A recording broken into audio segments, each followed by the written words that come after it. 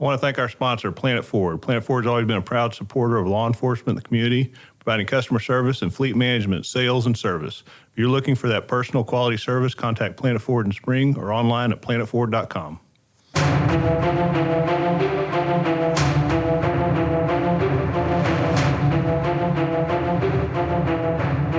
You're listening to Crime Scene Today. We're talking about current issues facing law enforcement, forensic, and crime scene investigations. Joining me today, we have Joe Manz, who works at the Fire Marshal's office and has been in EMS and dispatch and fire and police for many years, and just really respect his opinion. And so, Joe, just to give some insight, obviously the big topic right now that's going on is the COVID virus, how it's affecting everybody and law enforcement in general. So what's happening in your world at the Fire Marshal's office and bomb squad and all that good stuff? What's happened with y'all's roles? Well, hey, Dan.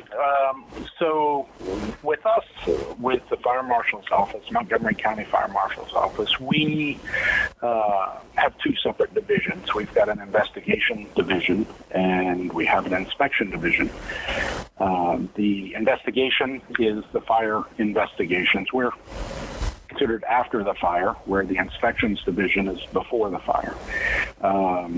For my side, the investigations division, it's pretty much been business as usual. Still call responsive, still going out to calls, things like that. For our inspections side of the house, they have been limited as to what they can do as far as going out and doing business inspections and things like that. I know they are still doing a lot of visits to the construction sites, things like that. People are still able to submit their plans, building plans, things like that. That sort of stuff is still being handled. But a group of the folks from our inspections division have been temporarily reassigned to the health department, assisting those folks with contacting people who have been either exposed to the coronavirus or have been positive. So basically, we've seen the news, we've seen the stats and stuff where it comes back, and I would imagine, obviously, I'm only speaking to the experience of Montgomery County, Harris County, surrounding areas, but I would imagine it's the same in anywhere, that when we have somebody that's positive or otherwise, that they put out some stats on it, right? Like they were between 40 and 49, and it was because of travel, it was because of social contact or these type of things. So basically, your guys have been pulled over there to sort of do that research then. That is correct. So when a person suspects that they have been exposed or they're not feeling well and they have been tested by their physician, when the results come back, they will notify the patient that, they're negative or positive. And if they are positive, they also will notify the health department as well. And so the health department will reach out to those folks, and they will do, at the very beginning, they were doing, the background. Okay, where do you work? Who have you been around, in the last 10 days? That sort of stuff. Who do you live with? Things like that. Is anybody else around you been sick? And so trying to run that down. But I think you get to a point when the numbers start getting so high, it's really not feasible to do that anymore. Sure. And so, they still keep up with them. We have a senior living facility here that has had, several of their elderly residents turn out positive. So those folks are being closely watched. They are in the highest of the target group for, becoming really ill from the virus. So, those folks are being watched and, taking their temperatures twice a day, reporting back, things like that. So, working, our health department has been working very closely with those folks. I believe at one point they, had even had to quarantine the facility because there was still too much movement in and out, things like that, and these folks were really susceptible to it. So now, have you seen any increase as far as in arson and the investigation side of what you're doing? Is that decreased or just stayed the same? Where's that sort of at? Yeah, it's about the same. And with our business, it really kind of goes in spells. And when I say that, meaning, when the seasons change, when you go in from, fall to winter, we see an uptick in fires. Then when we go from spring into summer, and especially as, things start drying out, we see a lot more, outdoor fires, stuff like that. The house fires, things along those lines, have been, about the same. So I think with more people being home,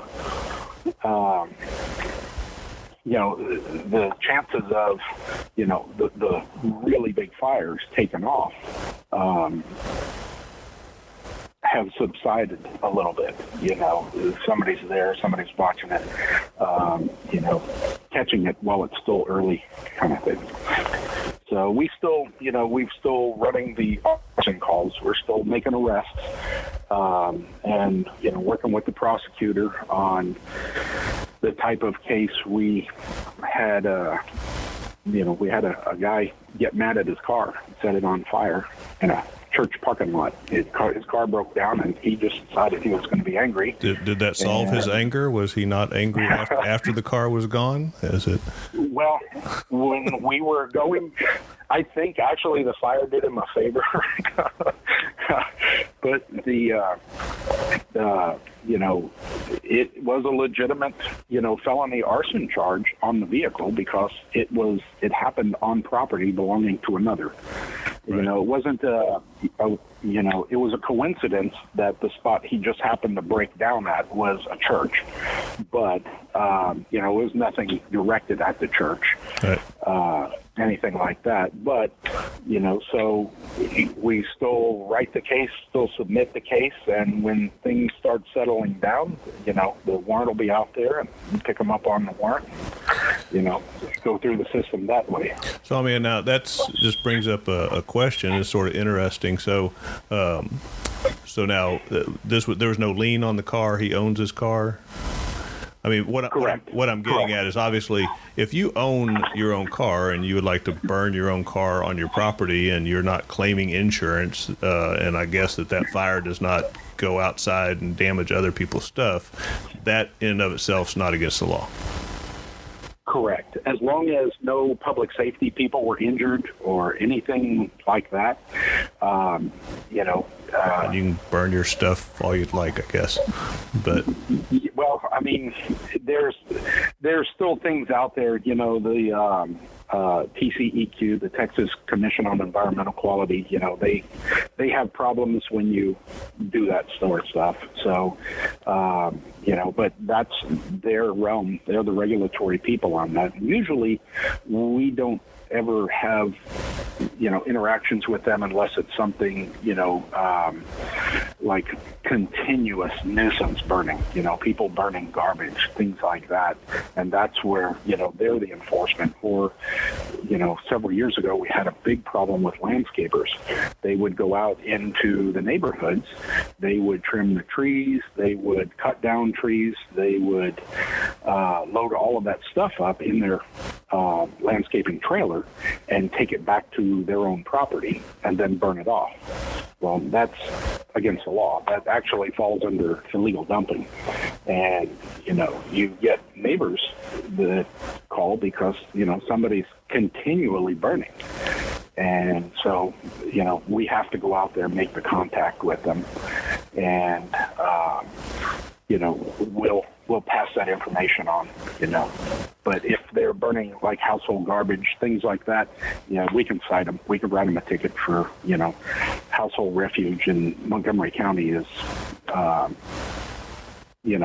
Class C offense. So we'll write a ticket and send it to the JP. So now, as far as the COVID thing, obviously we've had, so when all this started going down, as far as our restrictions and people being in quarantine, staying at home, and whatever, and it's brought up, I say some issues for police. But I mean, when it first came out, we talk about issues facing law enforcement, and that was the first question I had when they said, okay, close your business, stay at home, no bars open. Many of us were sitting here, okay, or what? Right, because as police we know what's coming. Right, when you tell them not to do anything, we're the enforcement part. Right. And so we know whatever we've come up with, we're going to be the ones that have to go and deal with it. And I know that's led to some hot topics that are going on currently. And that's we have certain essential businesses that are open that people are going to. We have non-essential that are closed, and you have the reality of another issue we're starting to look at in law enforcement is quarantine's been, what are we, about 4 weeks into this now? Yes. And so when you're talking to a person that's an hourly wage at a business, whether that business has been cut so far back they had to cut people, or whether you aren't allowed to go in, let's just face it, many people live paycheck to paycheck, and even if they're decent with their finance, they may have 2 paychecks ahead, right? For hard times or something that comes up. Without a doubt. So now you're 4 weeks down with no money. Many people have gotten the stimulus check or whatnot, but that's a one-time thing that, again, is that covering you for a month of rent, your car note. That's a Band-Aid. Yeah, so it's not solving big things. So I really expect to see, an increase in thefts and robberies and those type of things as we've seen. Luckily, we haven't. I really have not seen anything more than we normally get for robberies and thefts. But I can say, as it continues, I could certainly see that being where people feel desperate, right? Sure. And I think a lot of it mainly for the street patrol guys, I don't do street patrol, but I think it also puts them in an uncomfortable situation too. I think they understand people are, going stir crazy too, just wanting to get out, go about, things like that. And, when they're doing things they're not supposed to, I think their first approach is to go up, be nice, say, hey, I'm sorry, but due to this order in place, we can't do this anymore. And luckily, we haven't had a lot of problems with, at least in Montgomery County, we haven't. I haven't heard of many, and I mean the guys come back. I haven't either. Telling the stories. It's everyone has really been cooperating and just doing a great job at following the order and just taking care of their families and themselves. And I think we see the result of that by just the numbers that we see. I think those numbers would be drastically different if that was not the case. But I think there's been maybe 1 or 2 occasions that the officers had to swing by and just say, hey, you can't do this right now. And just, there's, right. I know that there's the media spin on it, which, we stay away from on the show and sort of give more realistic view of what cops really think. And that's, the media spinning that, we're running in and arresting people for these things, but the reality is I don't personally know of any arrests that have been made. Most of them are handled with a conversation of, hey, you need to move on, we can't do that right now, and they're understanding, as you said, they're just bored, right? They want to get out, they're stir crazy and want something to do. And I will say this, I think a lot of it has to do with our community. I think we live, Montgomery County is exceptional. This is a great place to live. And we have, really, really great folks. And just being out and about in uniform, the vast majority of people are incredibly nice. I can think of 3 times that, somebody anonymous has bought our lunch. We're standing, trying to get our food to pick up and somebody else has paid for it and they've already left. haven't had a chance to even thank them. But there were, countless times people will stop you. I was in the grocery store just this afternoon on the way home, and had two people stop me and just want to talk. How are you doing? And that was interesting. And you talk about it, and I'm fortunate that I don't have anybody in my family who has been stricken. No, nobody has been sick. So I don't see, from my aspect of it, I don't see all the negativity like that is being reported in the news against the police, things like that. But I think they're cherry picking those one-off encounters. Right. Well, and there's also a difference. We've talked about that before, as far as what we're used to seeing, and there's a different attitude, and there's a different opinion of police depending on what part of the U.S. you're in, and I guess what you're used to dealing with. Because I think I told the story before that we were having a class and we had an instructor who was from out of state, and they sort of apologized or said, "Hey, I'm sorry for all that y'all are going through," and everybody just looks around each other like we're not going through anything. Our communities support us. We get food delivered to us all the time. There's extremely supportive. There's one or two that may have a difference of opinion, but not anything like we see. And again, what we're seeing is what the media is reporting, right? I mean, but I haven't encountered that, nor have I heard from any of the street guys, that we encounter. I haven't heard any of that come back. So if it has happened, I'm unaware of it. Yeah, no, I think we have a great relationship here. It's different than where you see some stories out of New York and other places like that. But and that sort of brings to another point as around the nation, people are hollering for solutions to the virus, and whether we need to open the gates or we need to change what we're doing, and the economy that's failing and the impact that's happening with it, and certainly all of those are big concerns, right? And I mean, we're stationed here out of Texas, and I know worldwide everyone has seen the oil market this past week, and so certainly in Texas we're going to have a huge hit from that, and people are going to suffer many losses that are involved in that industry. But I think that is also specific to an area. And, I think you brought up a point before as far as what life will be like, after this. And, the reality is there's not a time frame of an after this. There's not a vaccine, there's not a cure, there's not a date that, in 2 weeks in mid-May that virus is gone, come on outside and go back to norm, right? Well, you can't hide from it. I mean, it's there. And I'm sure, just like many other people, what happens in the fall?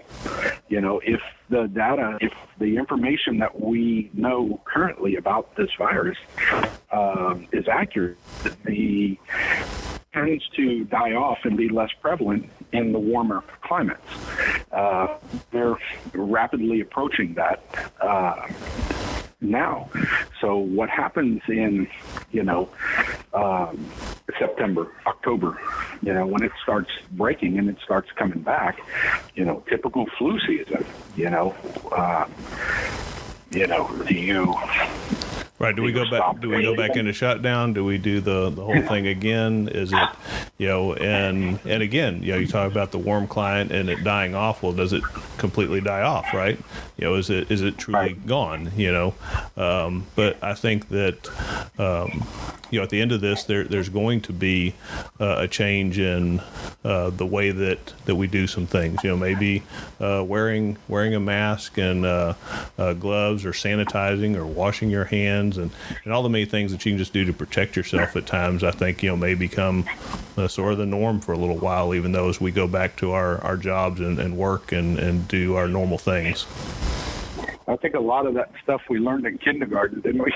Right. Yeah. You know. We forgot a lot of things from kindergarten, right? There's a book, everything I needed to know I learned in kindergarten or something. So. Yeah, exactly. Yeah, I saw an interesting meme yesterday. It kind of cracked me up. It says, I can go into a store and I can't find any toilet paper, but I can buy 3 barrels of oil for $1. That's right. That's right. Actually, I think it's less now. They'll pay you to store that oil. I think you got to go pick it up or something. But exactly. So, but yeah, it's been interesting.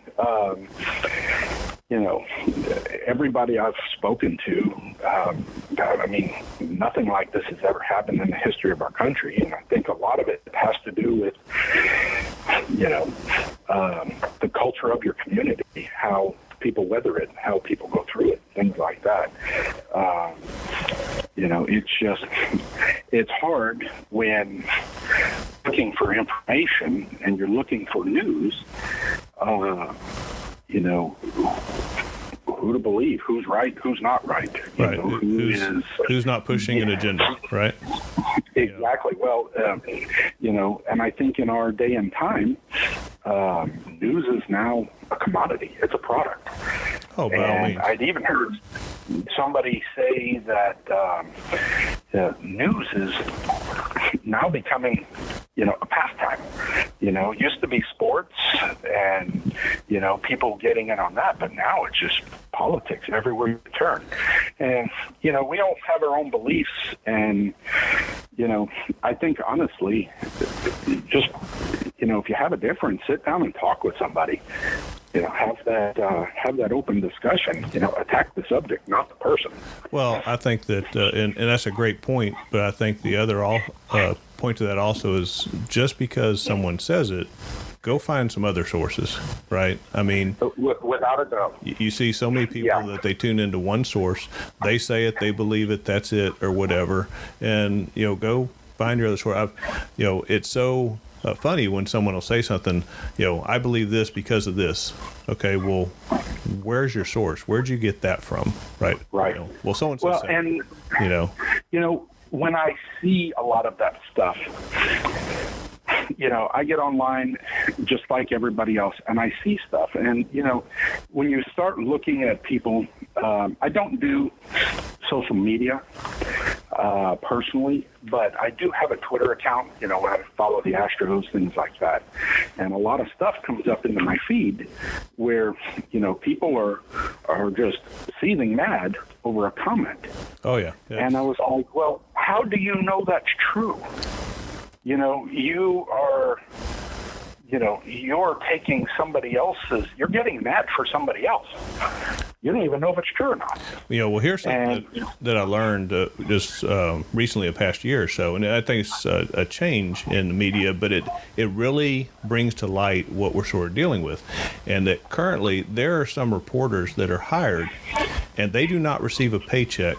They receive except for what is clicked on. Basically, when they do a story, if their story is clicked on, depending on how many times it's clicked on, is how much they get paid, right? They get paid per click. So they put a sensational headline for the purpose of you clicking. I mean, and it'd be something as simple as, you know, schools closed indefinitely. Okay. And so obviously, I mean, you're clicking on that, right? And then what it says is that schools will be closed until they figure out a plan for the virus or whatever, which that's what indefinitely means, is that, you know, for an undetermined amount of time, right? So it's an accurate statement, but it's there to catch your attention, to click on it and to sensationalize that particular title. And so you see that over and over because that's how they're getting paid. And if your family depended on someone clicking on that story to pay for your food, pay for your rent, I mean, that's sort of what we've driven this media source to, right? But what I'm also seeing is those people who just read that headline and put their own spin on it without ever having read the story. No, that's true. Yeah. You know? And it's certainly, again, back to the, you know, focusing on one media or focusing on one person that's telling this without actually going out and finding your own narrative. And I mean, I could give some people the best medical advice right now, and that's if you turned off social media and the news for about a week, your blood pressure probably be better, your pulse probably be better. Right. There's other people in your house you go talk to. They're your family, by the way. If you haven't, you start liking people again. It's and that's one comment I've made as far as this virus and stuff, which is as many bad things have come out of it, our economy and people being hurt from out of work, and then just the directness of people actually getting sick from this virus. I think the return to home where people are spending time with their family or getting to know their kids as much as they may gripe about the homeschooling or otherwise. But I mean, let's be honest, you should have been helping your kids all along with their schoolwork, right? Without a doubt. You should have been spending time. So, I mean, I'm hoping they are. How many more home-cooked meals are we having versus eating out? Those type of things. And not saying not to support our local businesses, but getting back to some at-home just interaction and those type of things. I hope some of those still stay as we go on, right? Sure. Keeping the momentum up with the parents becoming more involved in their kids. Hopefully, we'll get less child discipline calls. Well, and things like that. The one thing, people always ask, in doing the internet crimes against children and crimes against children in general is a very specific area I've been involved in a while. And we talk about the grooming. How does a child end up there? And usually a common link, and it has nothing to do with socioeconomic. It has nothing to do with whether rich, poor, or otherwise. It's many times how involved or how connected they feel to their family, their loved ones, these type of things. And I'm not saying that, someone who has had this happen, that the parents have done something wrong. I'm just saying that what we find as a common thread is that they're able to move into this child's life because no one else was there, or they did not get the attention, or they didn't feel they were getting something from their parent or their loved one, right? And that seems to be a common theme. Without a doubt. It's not always the case, but that seems to be a common theme on it. Well, and also, too, the culture has changed as well. And when I say that, when I was a kid, I grew up in, the 80s. My parents, mainly my father, was a step ahead of my brother and I. I think he knew what we were going to do before we did it and head us off at the pass kind of thing. But there wasn't a single time that we really thought we could get away with anything. We didn't understand it at the time. There was a lot of times he was mad at us and we were mad at him, but we didn't understand it. But now as a grown adult, oh my gosh, I see everything that he did and, really appreciate it. But, it was that same family unit, dinner was at a certain time every night and you will be at the table. No excuses. And the TV was off and, whether or not we spoke to each other or not, but we were all at the table, having dinner. It's not, I think, times considerably from that. Not just times, but I think it's each individual family, because I do know several families that still do that. But sometimes it's not just a value thing. I know there's many families out there that would love to do that, but they're working 2 jobs, 3 jobs, or whatever, and I mean they're making ends meet. So it's not saying that it's always a choice, but there's others that it is. There's others that they come into the house and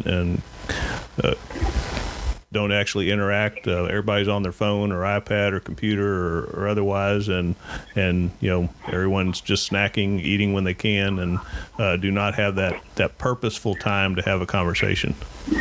Well, I think a lot of it, too, is even just basic supervision. And when I say that, meaning I have made numerous calls, on the bomb squad side where, we've had kids, go out and detonate a pipe bomb. And once, we get out there, start the investigation, we'll go back and get a warrant, go back to the house. And it's surprising how much bomb-making components, or, you can tell that this device was assembled in a bedroom in that house. It just blows me away that the parents had no clue. Exactly. Because I can tell you now, there's not one single time that I thought I'd be able to build a bomb in my house and my dad not know it. That sort of stuff. And I just like, wow. You wouldn't have to worry about the bomb anymore. No. He was that old adage, you got in trouble in school, you got it worse when you got home. Yeah. Right. I spent a lot of time in that bedroom, by the way. Right. Well, and I know that also during this time, and that brings up another point as far as, we've had an increase in family violence, we've had an increase in child abuse, and I know that there's one article that I looked at this week that one of the concerns, or I guess one of the things that they feel has led to this, was that one of the safety nets that we have in place for these children is gone, and that's school. Normally, by them going to school, and the number that they put in the article, and I can't remember what source, I had to look it up again, but it was stating that about 70% of the cases, at least from this area, 70% of the cases were reported from schools.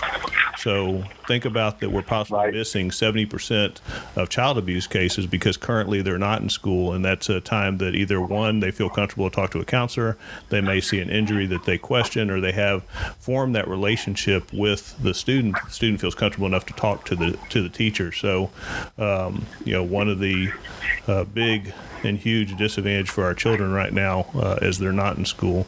We talk about the homeschooling and online schooling and all that, but there's some children that are in real danger and real trouble right now that, hopefully there's other avenues that we're able to find these children. Agreed. And I think that what compounds it is when they consider the liquor store an essential business. Right.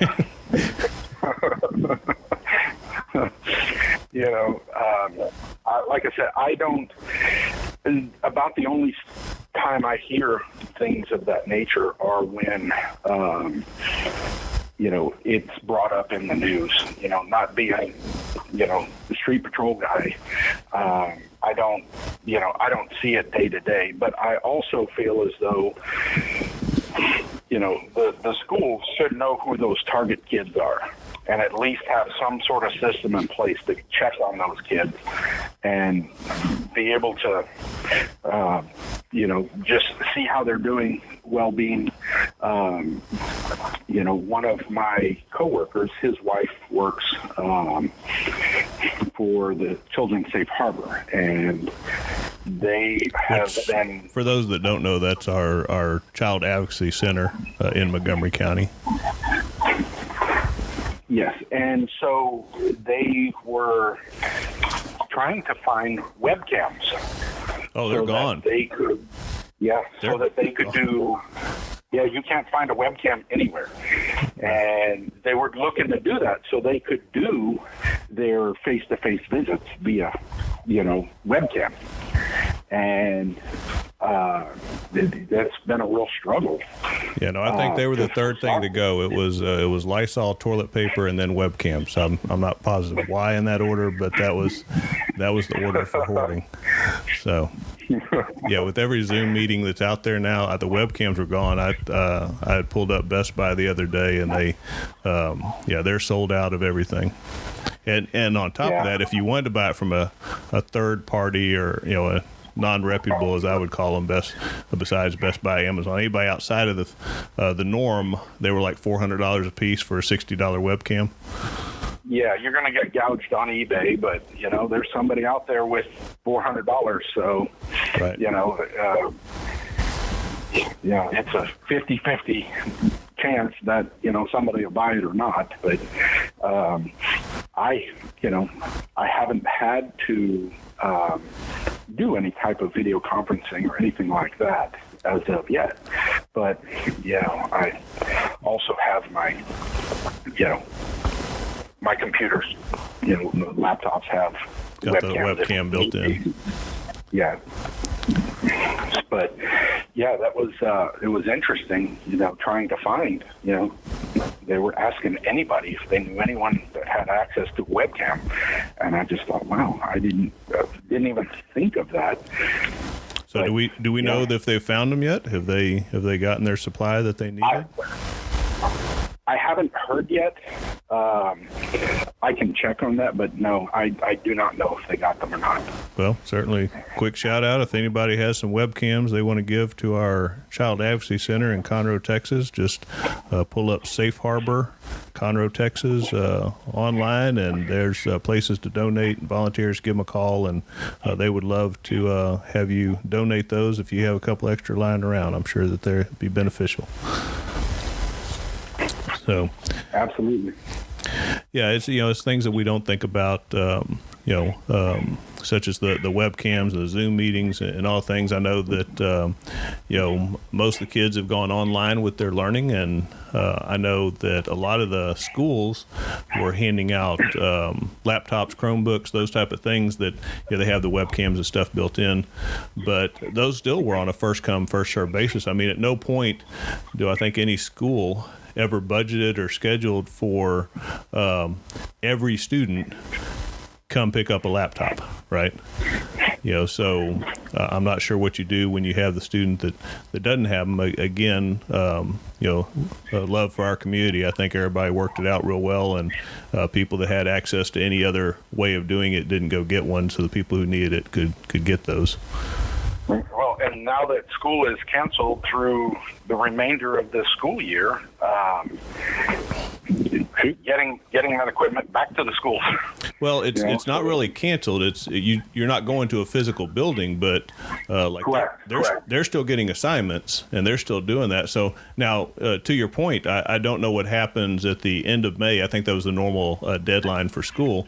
I'm not sure what happens then as far as them getting them back to the school, but I'm sure it'll probably be the same, just a drive-through, handoff, check off with their books and everything else. But certainly the longest spring break I have ever seen. So, without a doubt. Well, and I was wondering about this just this afternoon, how this is going to change the way we work in our country. I mean, are we going to start telecommuting more, more people being able to do stuff from home rather than driving into an office? If you're doing the clerical stuff, obviously if you're doing the hands-on stuff, you need to be there, but how that's going to change a lot. And I was thinking how many IT industries have, completely revamped their models. For example, prior to this thing, I'd never heard of Zoom before. Right. But it seems to be the default standard now that everybody, the de facto standard, rather, that everybody is going to for their online meetings. Well, and they had a huge a growth issue, as anyone would expect. I think it was either the PR guy, CEO, either way, a representative from Zoom had made the statement that prior to the virus, they were doing they had about 2 million customers as far as accounts and stuff. When the virus hit, they immediately jumped up to 20 million. So, being an IT guy, the structure behind creating that to have your business, boom from 2 million to 20 million in a week, and obviously had the growing pains and the security risk and all the many things that they've been dealing with on their end. Yeah, I was going to say infrastructure alone would be just absurd. But it has been the standard. It's and I agree with you. I'm curious to see how many people that have been working from home that those companies will not evaluate that and say, can this be the norm? Can a majority of the stuff be done from home, limiting overhead, and be just productive. I think that's always been sort of the outlying question that seems to be the argument is someone working from home will not be as productive as them going to the office. And I think this may have been sort of a test, for lack of a better term, of whether that could work. And I think that it could be beneficial in many areas to have people working from home.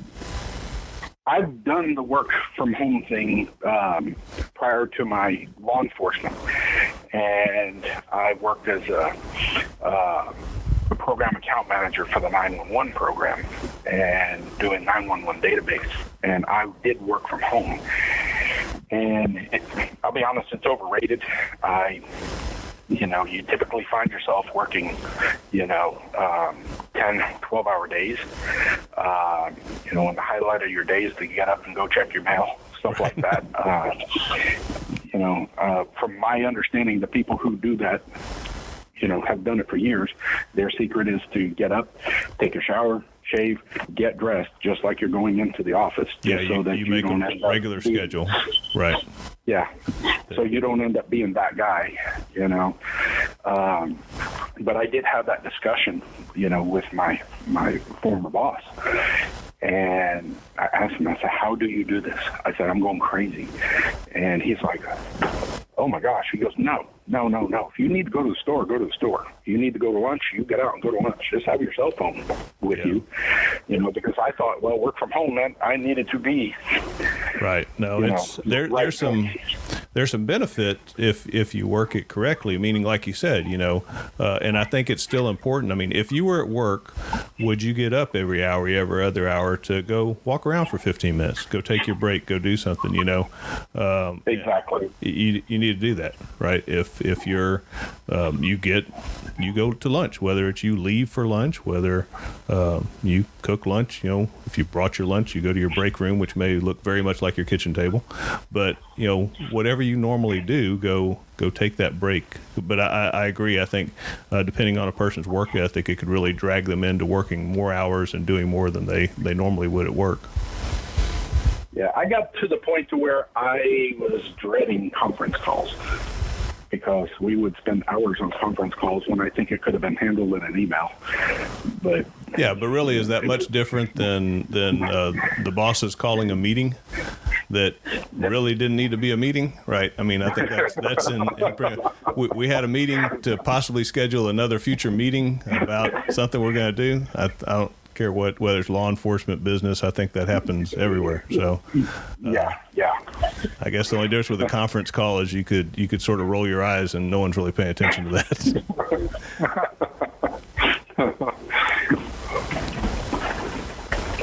But as we wrap up, one of the things, so to give a heads up for next week, we're going to have Chelly Rossi back on. There is a man that was convicted of murdering his wife, who spent years in prison for that murder. And it was not until recently in which the evidence was reviewed again, and some testimony in reference to bloodstain evidence was given that was faulty, came to conclusions that were not true, which seemed to be the nail in the coffin, the smoking gun that they used for the conviction. And since that, because of what they found, this person has been released from prison after, I want to say it's 30 years, but we're going to go into great detail with that about the murder, about how it came about of finding this person's trial and going through it, and how Chelly was involved in working this case, and ultimately getting this person the freedom that they deserved, and to get them out of prison and on with what is left of their life after so many years of being wrongfully convicted. So we'll be touching on that next week. So Joe, as always, I always appreciate our conversations, your opinion, and I appreciate you coming on today. And as far as the audio is concerned, we also are out of the studio right now, and this is sort of being done remotely. So hopefully, when a lot of this is over, we'll have time. In our case, it's not so much the distancing as it is just finding the time to get down to the station and record. So, Joe, I appreciate you so much for coming on. Yeah, absolutely, Dan. Thank you. I'm looking forward to listening to Chelly's report on that. And I think, just the way you were describing it sounds like, the change in technology has had a big influence on, cases like that. And I can also see that in, the arson and explosives side of my industry as well. So, yeah, I'm really interested in hearing that, and hopefully come back and talk to you some more about, how that affects us as well. We'll certainly look forward to you coming back. We definitely are going to tap your brain in reference to the explosives, the bomb squad, and arson investigation, because I know that there's so many issues there, and we certainly want to discuss them with you. Absolutely. I'm looking forward to it. If there's a topic that you'd like us to cover in future shows, if you'd like to be a guest, or you'd like to sponsor the show, reach out to me at dan@crimescenetoday.com. Look forward to seeing you next week.